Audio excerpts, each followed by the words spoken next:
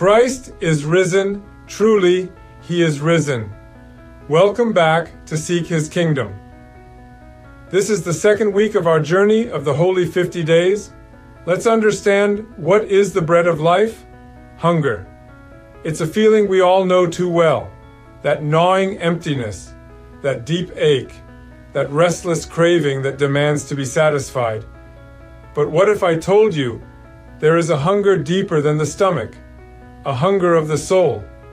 And the worst part, most people don't even realize they're starving.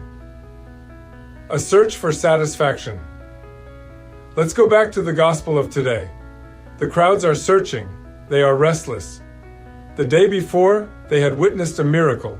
5 loaves, 2 fish, and thousands fed. They had eaten until they were full, their stomachs satisfied in a way they had never known before. And now, they are hungry again. So they do what any of us would do. They go looking. They cross the sea. They follow our Lord Jesus Christ to Capernaum. And when they finally find Him, they ask, "Rabbi, when did you come here?" John 6:25. But our Lord knows their hearts. He sees beneath their words, beneath their polite questions. He knows why they have come.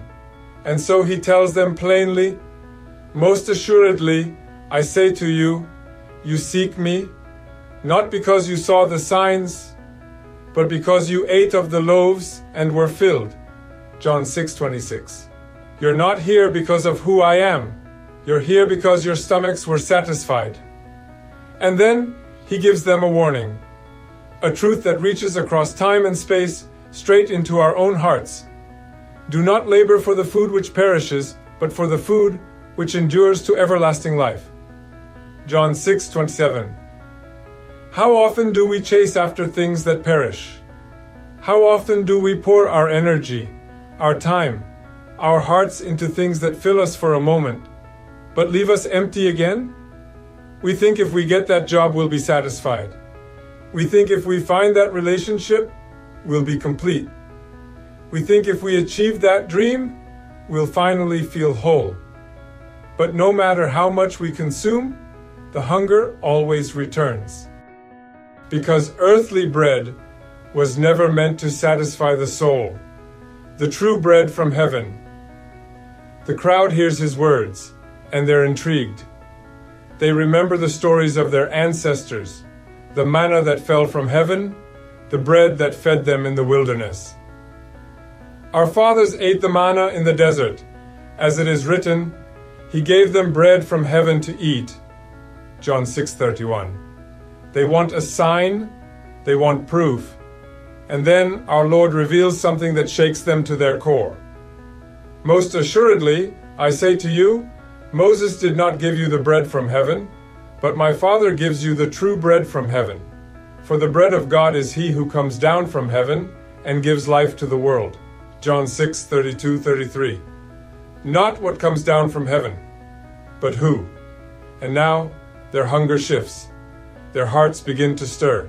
Lord, give us this bread always. John 6:34. And then, the most powerful declaration of all, I am the bread of life. He who comes to me shall never hunger, and he who believes in me shall never thirst.